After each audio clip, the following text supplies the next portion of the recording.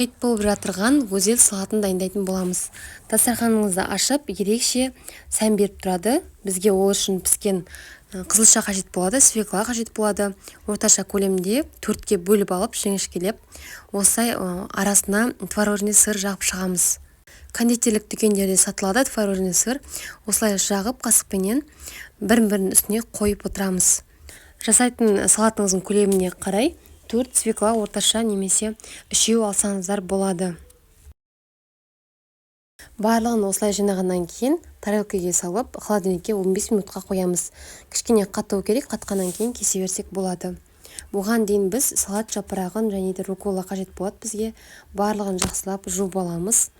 Қалауыңызша немесе салат жапырағын өзің қолдансаңыздар да болады. Және бізге осындай бір дана апельсин қажет болады. Оның сыртын кеспей тұрып ашып алғандарыңыз дұрыс.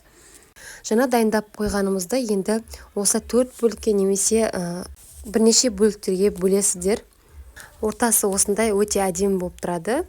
Дастарханға қойған кезде ашып әдемі түс беріп тұрады. Және енді осылай салат жапырақтарын ыдысымызға салып, барлығын турап аламыз. Руколаны турамай-ақ осылай қойсаңыздар болады. Апельсин соғы немесе лимон суы болса, осындай қылып үстіне жақсылап себеміз.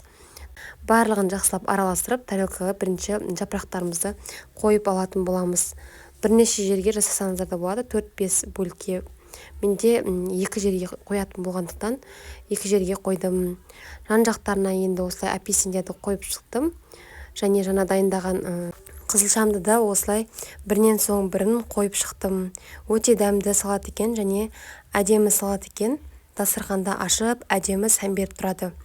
Және уақытыңызды алмай тез дайын болады екен.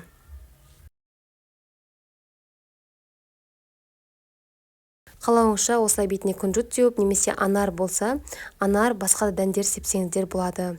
Жасап көріңіздер, өте дәмді әрі әдемі екен.